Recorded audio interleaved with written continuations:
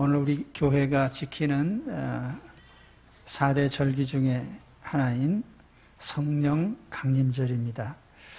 신약 성경에서 최대의 사건을 꼽으라고 하면 예수님께서 사람의 모습으로 오신 거죠. 또 예수님이 십자가에서 죽으시고 부활하신 사건을 꼽을 수 있습니다. 그리고 거기에 버금가는 또 하나의 대사건이 바로 성령님이 강림하신 것입니다. 우리가 성령 강림절 이렇게 부릅니다. 성령님이 오신 것을 기념하는 절기예요.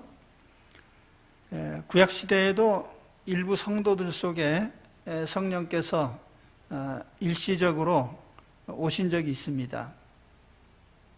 그래서 부사렐이나 오홀리압이나 또는 사울이나 선지자들이나 이런 사람들 속에 성령님이 오시긴 했지만은 아주 거주하신 건 아니에요. 잠시 왔다가 도로 가셨죠. 그런데 성령께서 오순절날 오신 것은 잠시 방문한 것이 아니고 성도들 속에 거주하시기 위해서 오신 것이기 때문에 우리가 강림절이라고 불러요. 성령 방문절 그렇게 안 하고 성령 강림절이라고 합니다. 아주 오신 거예요. 우리 성도들 속에 거하시기 위해서. 그런데 사실 이것은 성경에 예언되었던 일입니다. 구약 성경에 보면 요엘 선지자가 요엘서 2장 28절에 이런 말씀을 했는데요. 그 후에 내가 내 영을 만민에게 부어주리니 너희 자녀들이 장래일을 말할 것이며 너희 늙은이는 꿈을 꾸며 너희 젊은이는 이상을 볼 것이며 그때 내가 또 내 영을 남종과 여종에게 부어줄 것이다. 중요한 것은 성령을, 하나님의 영을 하나님의 자녀들에게 다 부어주시겠다, 그런 말씀을 하셨어요. 주님께서도 이 땅을 떠나시기 전에 그런 약속을 하셨습니다. 내가 아버지께 구하겠으니 그가 또 다른 보혜사를 너희에게 주사 영원토록 너희와 함께 있게 하시리니 저는 진리의 영이라 세상은 능히 저를 받지 못하나니 이는 저를 보지도 못하고 알지도 못함이라. 그러나 너희는 저를 아나니 저는 너희와 함께 거하시며 또 너희 속에 계시겠습니다. 진리의 영, 성령께서 오셔서 우리 속에 거처하실 것이다, 이렇게 예언을 하셨죠. 성령님이 성도들 속에 강림하신 것은 인류 역사에 굉장히 의미 있는 사건입니다. 왜냐하면 아담이 타락한 이후로 성령께서 사람들의 마음에서 떠나셨어요. 창세기 8장 3절에 보면은 홍수 때에 하나님께서 이런 말씀하셨어요. 여호와께서 가라사대 나의 신이 영원히 사람과 함께하지 아니하리니 이는 그들이 육체가 됨이라.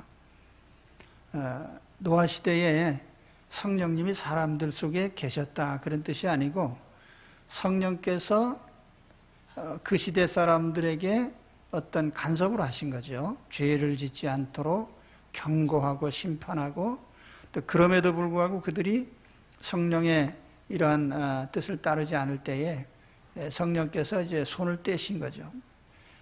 그래서 전 인류가 다 심판을 당합니다.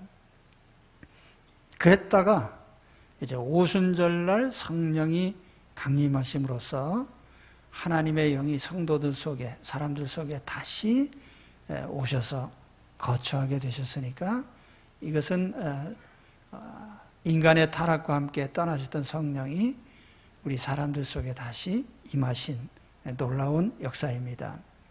그래서 우리 예수 그리스도를 영접한 우리 속에 성령님이 와 계십니다. 오늘 우리 속에 성령님이 와 계세요. 여기 예수 그리스도를 안 믿는 사람들은 없죠. 다 믿는 사람들 속에 예수님을 나의 구주, 나의 하나님을 고백할 때 성령님께서 내 마음에 오셔서 잠시 방문하는 것이 아니라 강림해요. 그래서 내 마음 속에 이제 완전히 와 계십니다. 예. 그래서 내 자신을 한번 이렇게 보시기 바랍니다. 예. 예. 내 자신, 내 마음 들여다보세요. 하나님의 영이 내 마음에 와 계세요. 예. 그래서 나는 지금 영의 사람이 된 거죠. 하나님의 영이 거하시는 영의 사람들이 다 되셨습니다. 축하드립니다. 네. 그런데 성령이 오신 날은 오순절이라 이렇게 되어 있어요. 오순절.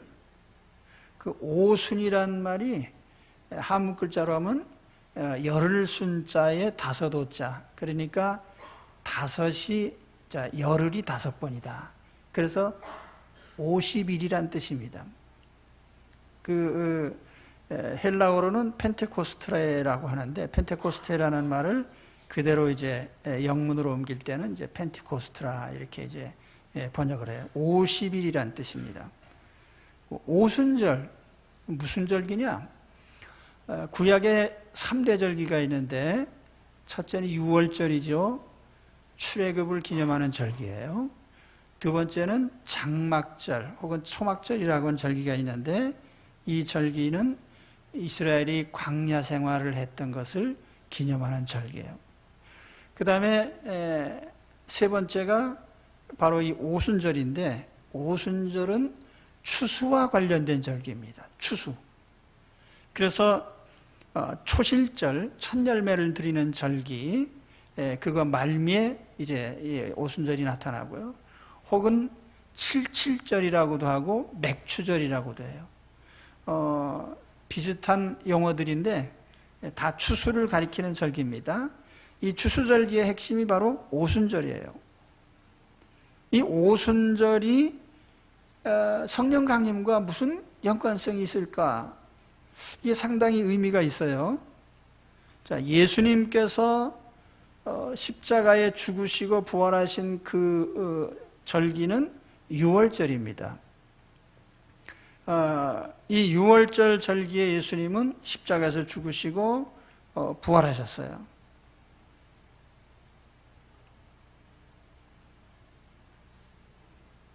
구약시대의 오순절은 이 유월절 절기에 이어서 50일이 되는, 그래서 첫 열매를 드린 그 날로부터 계산해가지고 50일이에요. 그럼 신약에 와서 보면은 이게 무슨 의미가 있을까? 예수님께서 부활하시고 50일째 되는 날 성령이 오셨어요. 그러니까 예수님께서 십자가에서 죽으시고 무덤에서 부활하시고 40일 동안 지상에 계시다가 승천하셨는데, 그 예수님이 부활 승천하신 후에 열흘, 그러니까 부활하신 날로부터 따지면 50일째 된 날이죠. 그날 성령님이 오셨어요. 그런데 고린도전서 15장 또 고린도전서에 보면은 예수님은 부활의 첫 열매가 되신다, 그런 말씀이 있어요. 그러니까 첫 열매 드리는 날로부터 50일째 되는 날 성령님이 오신 것은 예수님의 부활이 모든 성도들의 구원과 부활에 직결이 되어 있단 말이죠. 첫 열매이신 예수님으로부터 모든 성도 부활이 보장되는 그러한 이제 성령 강림이 되신 거예요. 그래서 성령 강림하신 날도 역시 주님 부활하신 주일입니다. 그러니까 주님께서 부활하신 날을 우리가 오늘 주일로 지키잖아요. 예배의 날로. 우리가 주일 예배를 드릴 때에 가장 이 주일의 큰 의미는 예수님의 부활하신 날이라는 거예요. 근데 성령님께서 오신 날도 주일날이에요. 칠지사시고 7안식일 다음 지난 바로 50일째 되는 그날에 성령님이 오셨습니다. 그래서 예수님이 부활하신 그 부활이 이제 온 성도들에게 그 부활의 씨가 전달되는, 그게 바로 성령 강림과 관련이 있고요. 성령 강림으로 이루어진 것입니다. 성령님이 우리 안에 계심으로 예수님 부활하신 그 부활의 능력이 오늘 우리 안에 임하여 있습니다. 우리는 부활의 씨를 가진 사람들이 된 것이죠. 그래서 이 추수절기와 관련이 있다는 말은 우리의 구원이 이제 완성이 되는 거예요. 육체 부활이 보장되는, 영적 추수가 완성되는.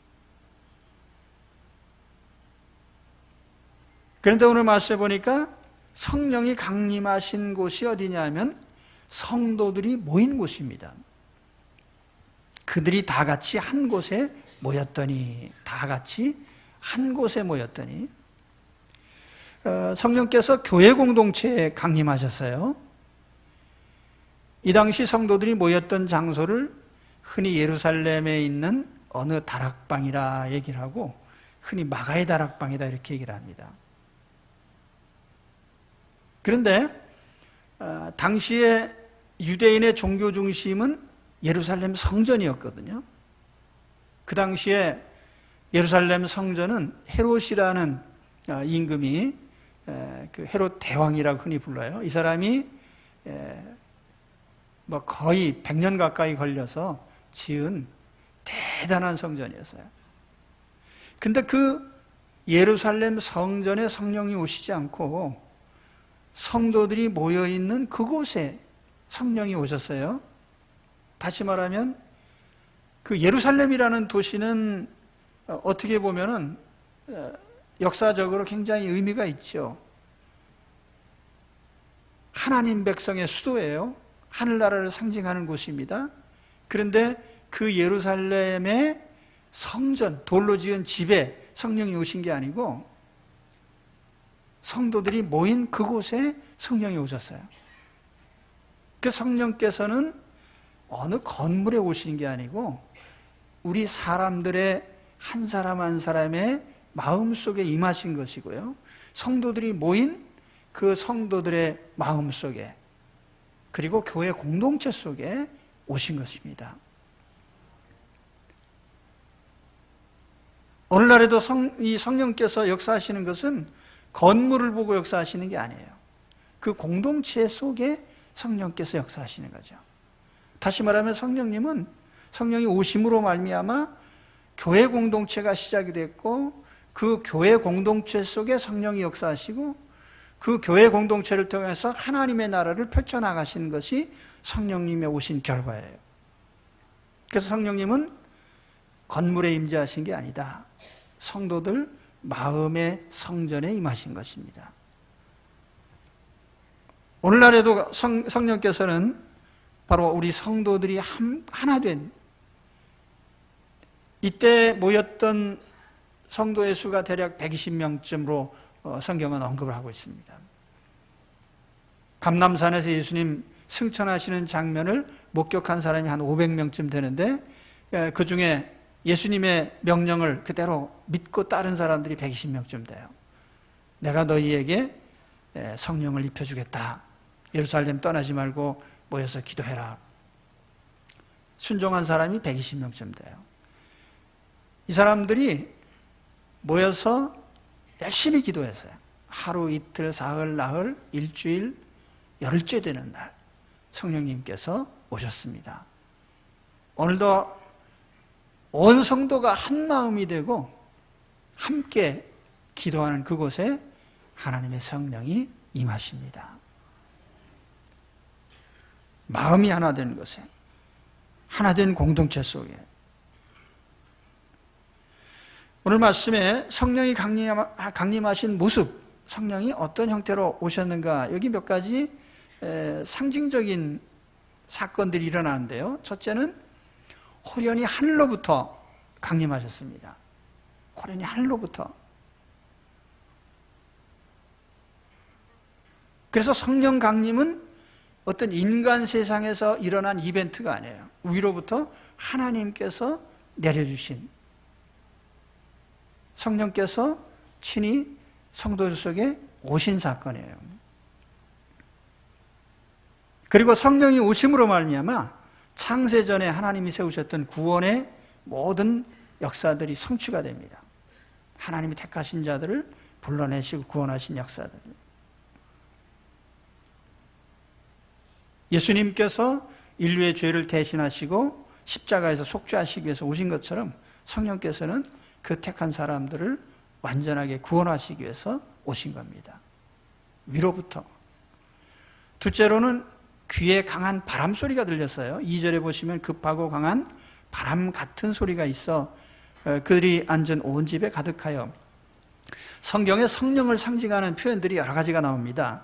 예를 들면 비둘기 혹은 기름, 불, 생수, 인, 바람 이런 것들이 이제 성령님을 나타내는 하나의 상징적인 표현들인데, 성령의 역사를 바람으로 비유한 것은 눈에 보이진 않지만은 강력하게 역사하는 그 성령의 실체를 보여주는 그런 비유입니다.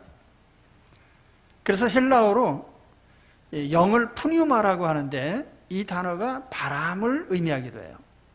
히브리 말로도 영을 가리켜서 루아하로 하는데 그 단어도 역시 바람을 가리키는 말입니다. 바람과 성령은 역사하시는 형태가 비슷하죠. 바람은 눈에 보이지 않지만은 강력하게 역사를 하셔요. 그 온 집안에 가득했다고 그랬잖아요. 바람 소리가. 그런데 성령이 오셨을 때에 복음이 바람과 같이 폭풍과 같이 삽시간에 퍼져나가는 장면을 볼 수가 있습니다.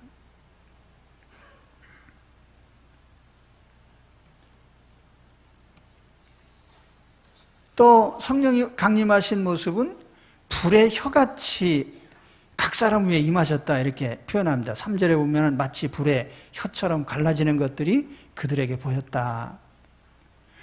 불은 구약 성경에서 하나님의 임재를 상징하기도 하고, 또 불은 때로는 심판을 나타내기도 하고, 때로는 사람을 정화시키는 이 정화의 역사를 가리키기도 합니다. 성령이 오셨을 때에 죄인들의 마음이 그 죄를 회개하고 성화되어가는, 예수 그리스도를 구주로 믿고 받아들여서 믿음으로써 거룩하게 되는. 그런데 여기에 불의 혀같이라고 해서 혀. 그리고 오순절 역사는 이 언어와 혀와 굉장히 밀접한 역사들이 나타납니다. 불의 혀라고 한 것은 성령께서 강력한 어떤 말씀의 역사를 일으킬 것을 보여주고 있고, 또 이와 같은 성령이 모든 사람 한 사람 한 사람 120명의 신자들 한 사람 한 사람 위에 이렇게 다 임하였습니다. 그러니까 성령께서 인격적으로 모든 사람 개개인 속에 임하시는 뜻이에요. 단체 방문이 아니에요. 한 사람 한 사람 영혼 속에 성령께서 친히 오십니다. 그래서 각 사람 위에, 여기 각 사람 위에 임하여 있더니, 그래서 각 사람 한 사람 한 사람 개개인 위에 성령이 임하여 계셨습니다. 자, 이와 같은 성령이 오심으로써 나타난 커다란 몇 가지 결과가 있는데요. 오늘 그 중에서 두 가지만 살펴보면, 첫째는 성령이 강림하신 결과로 나타난 최대의 결과는 복음 전파가 시작된 거예요. 일찍이 주님께서 그런 말씀을 하셨습니다. 내가 아버지께로서 너희에게 보낼 보혜사 곧 아버지께로서 나오시는 진리의 성령이 오실 때 그가 나를 증거하실 것이요. 승천하시기 직전에도 그런 말씀을 하셨어요. 너희가 성령을 받으면, 사도행전 1장 8절이죠. 오직 성령이 너희에게 임하시면 너희가 권능을 받고 예루살렘과 온 유대와 사마리아와 땅끝까지 이르러 내 증인이 되리라. 그 말씀대로 성령이 오셨고, 성령 받은 사람들은 제일 먼저, 오늘 여기 제가 4절까지 읽어드렸지만 5절 이하에 보면은 바로 나가서, 성령 받자마자 나가서 복음을 전파했어요. 예수님께서 우리 죄를 대신하여서 십자가에서 죽으셨습니다. 예수님께서 우리를 살리시려고 무덤에서 살아나셨습니다. 이것을 외쳤단 말이죠.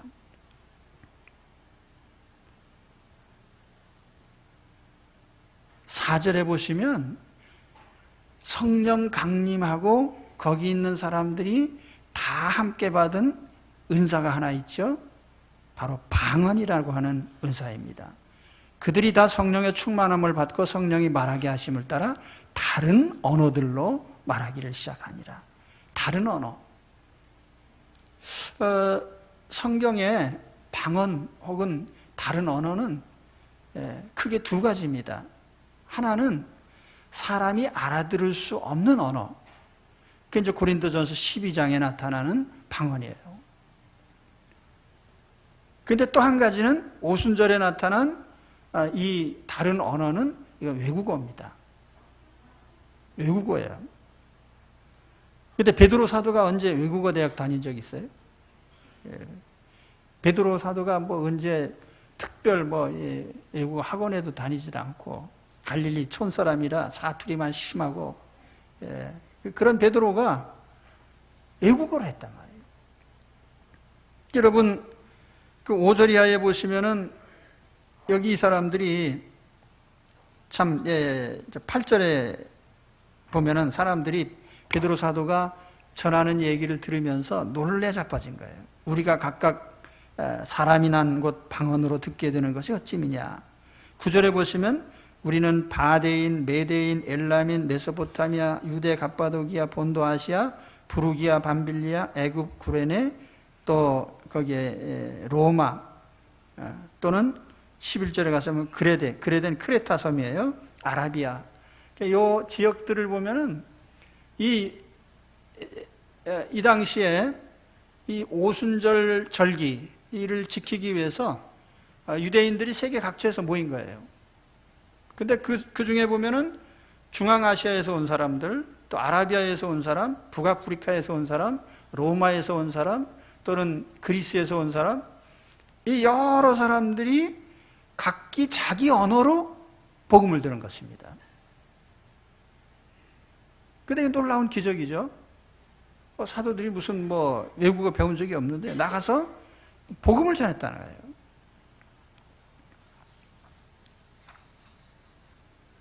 이 오순절 방언이 그래서 역사적으로 또 이것도 의미가 있습니다. 인류 역사에 보면은 인간의 언어가 혼잡해진 사건을 바벨탑 사건이라고 하죠. 창세기에 보면은 사람들이 높은 바벨탑을 쌓아서 우리가 하나님같이 높아지자, 우리가 흩어지지 말자, 우리 단결합시다. 그러면서 바벨탑을 쌓았단 말이에요. 그러니까 하나님께서 보시니까 하나님을 믿지 않고 이 바벨탑의 최대의 범죄가 뭐냐면은 하나님을 신뢰하지 않고 인간의 힘으로 한번 해보자는 거거든요. 우리가 한번 잘 살아보자. 하나님을 배제한 문명. 제가 이 강변도로를 쭉 가다 보면은 멀리서부터 바벨탑이 보여요. 새로 지은 큰 하늘을 찌를 듯이 서 있는 이제 빌딩을 보면서 이제 제가 집사람하고 아이고 저 바벨탑 보이네. 그 사람들이 이 문명의 산물이 뭐냐면 인간의 과학에 의지해서, 그러니까 지금도 인간의 삶은 크게 보면은 하나님을 믿는 삶과 하나님 믿지 않는 삶 두 가지예요. 진화론을 믿는 사람과 창조론을 믿는 사람으로 나눠집니다. 예수쟁이들 가운데도 가끔 보면 진화론 믿는 사람들이 꽤 있어요. 믿으려면 한 가지나 믿으시고 이것저것 다 믿진 마시기 바랍니다. 과연 우리가 창조론을 믿을 것이냐, 진화론을 믿을 것이냐, 빅뱅 이론을 믿을 거냐. 빅뱅이라는 것도 사실 보면은 어느 순간에 우주가 뻥 터져서 시작됐다는 거거든요. 뱅뱅, 뻥. 그게 이제 빅뱅 이론이에요. 그러면 그 뻥 터지기 전엔 뭐가 있었냐? 그건 모른다 이거지요. 그러니까 우리가 이 세상 만물을 하나님의 관점에서 볼 거냐, 인간적 관점에서 볼 거냐, 이게 신앙의 문제예요. 그래서 오늘 여기 계신 분들도 다 이제 공부하신 분들, 자연과학 하신 분들은 다 진화론도 배우고 물리학도 하고 하셨을 텐데, 선택하셔야 됩니다. 내가 하나님을 믿고 창조를 믿을 것인가, 아니면은 인간의 좀 곁으로 좀 샜는데 이 얘기가 왜 났냐면 바벨탑. 예, 바벨탑.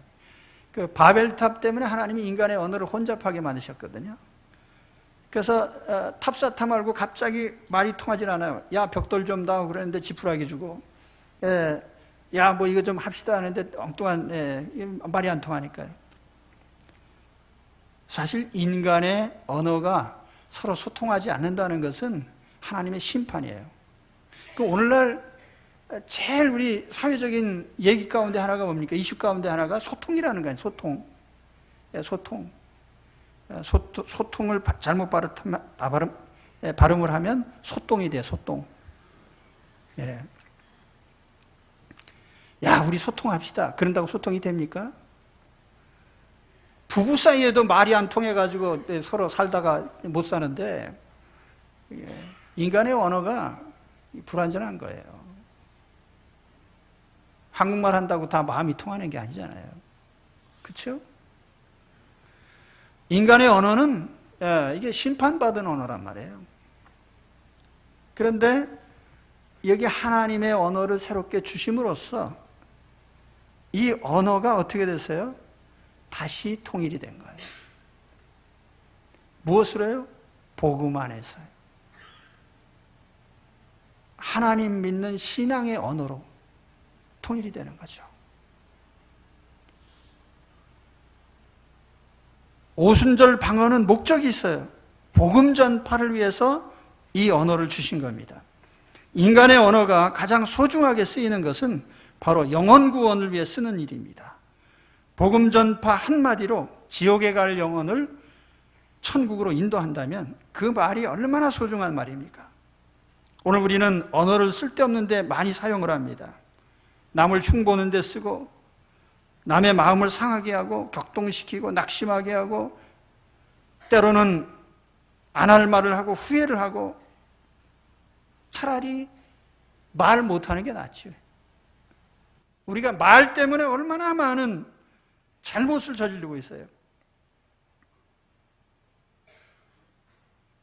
그런데 하나님께서 우리에게 성령을 주셔서 새로운 언어를 주신 것인데 그 언어는 복음을 전하는 언어인 것입니다. 하나님을 섬기는 언어예요. 하나님의 백성들이 서로 사랑으로 의사소통하는 언어예요. 하나님과 교제하는 언어예요.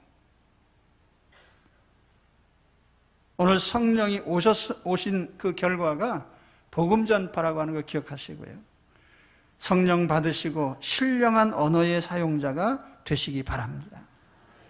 내가 말 한마디를 할 때에 낙심한 사람이 위로를 받고, 내가 한마디 말을 할 때 귀신이 쫓겨가고, 내가 한마디 말을 할 때 생명을 살리는 역사가 일어나고요.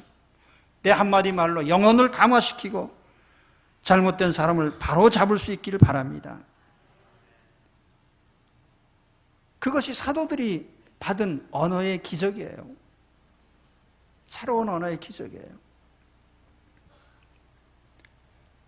남 모르는 언어를 한다고 해서 인간적으로 자랑하라는 게 아니에요.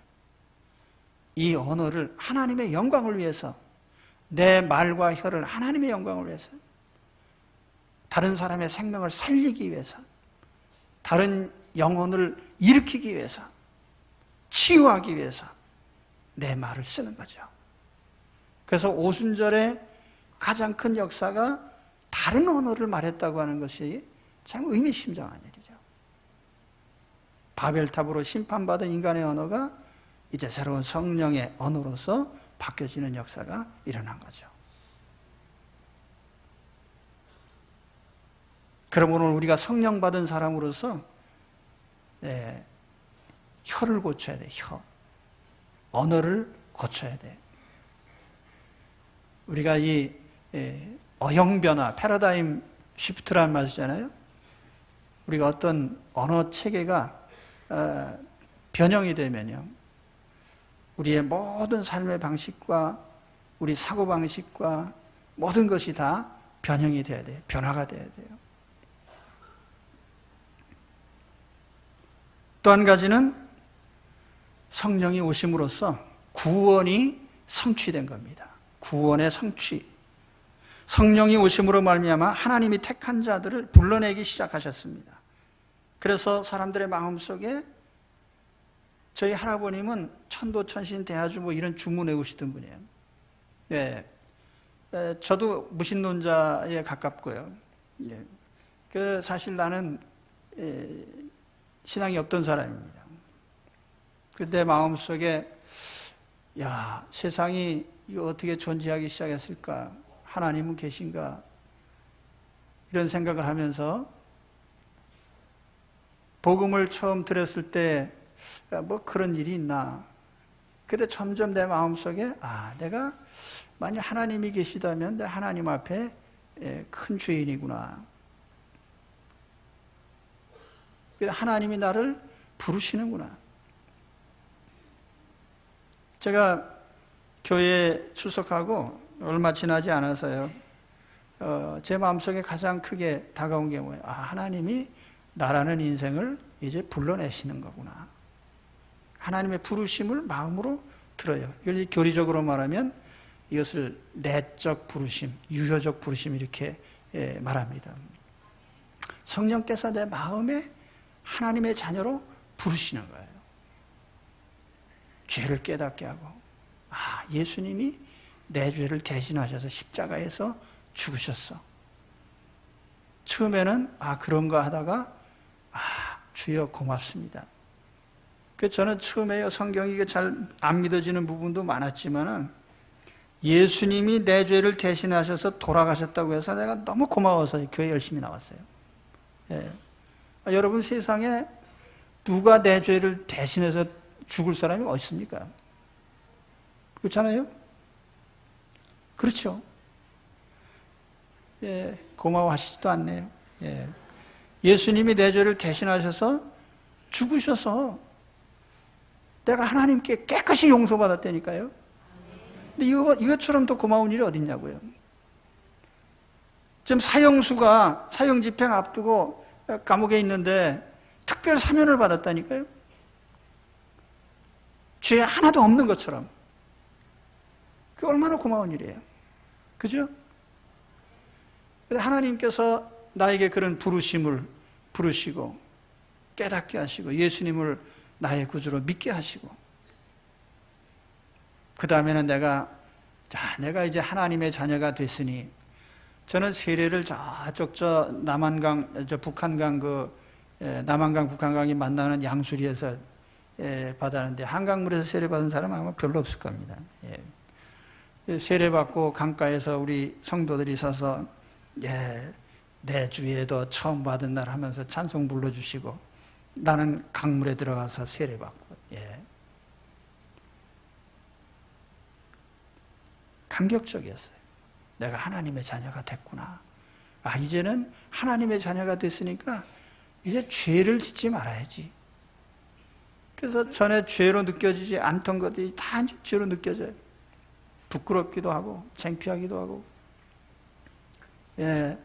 옛날에 내가 예수 믿기 전에 가서 술 먹던 집에 그 집 앞을 지나노라면 부끄러워요. 저리 돌아서 가고. 그러니까 죄를 점점 안 진단 말이에요. 다시 말하면 성령께서 내 마음을 거룩하게 성화시켜 주시는 거예요. 하나님의 자녀답게.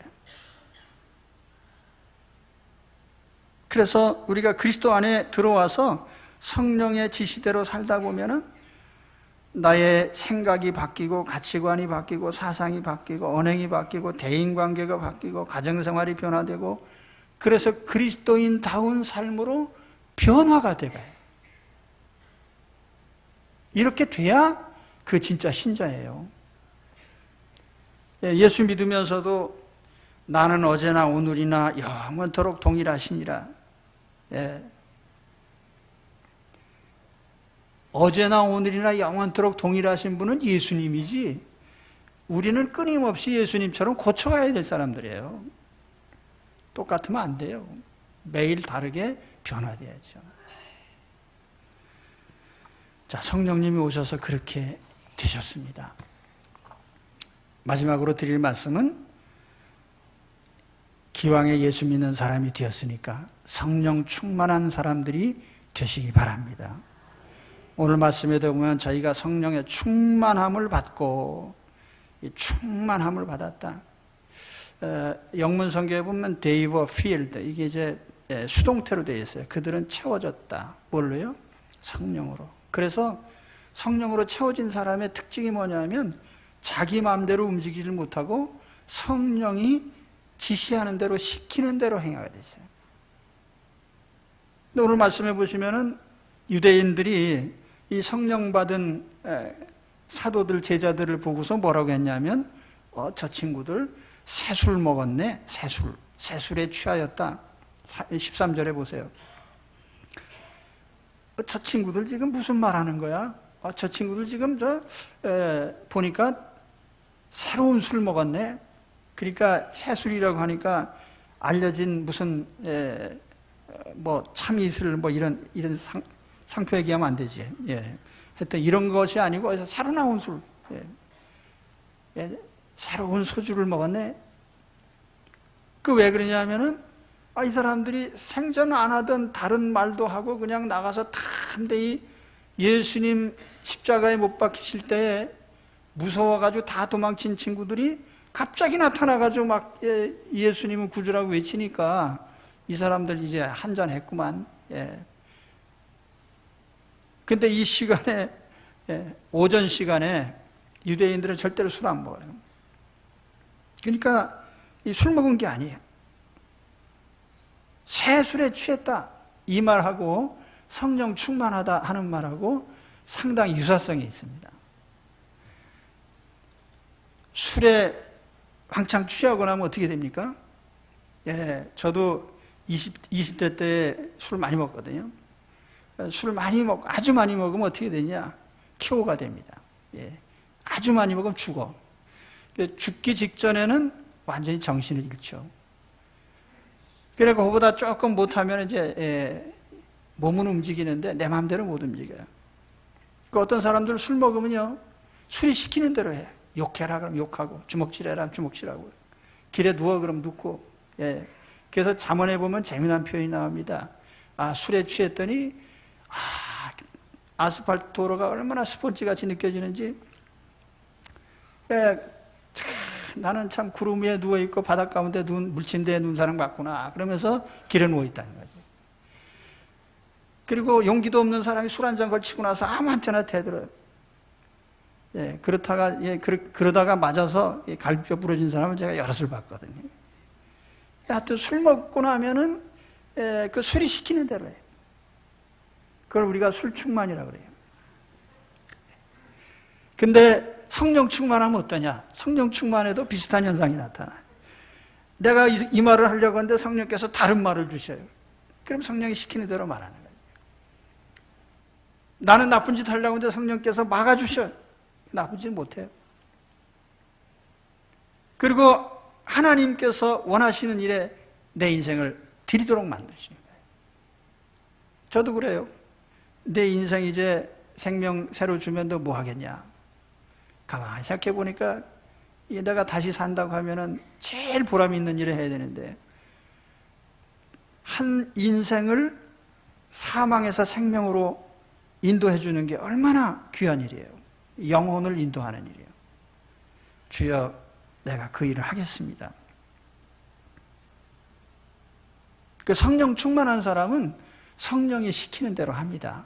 그 성령 충만이라는 게 뭐냐면 성령에 지배당하는 사람이에요. 여러분 이제 기왕에 성령을 받으셨으니 성령에 지배당하는 사람들이 되시기 바랍니다.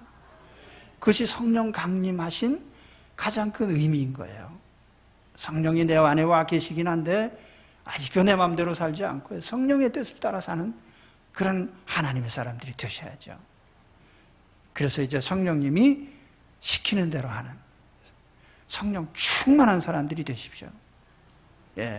특히 술 충만하신 분들이에요. 술을 싹둑 자르고 성령에 충만해지시기 바랍니다. 자, 오늘 성령 강림주일에 몇 가지 말씀드렸어요.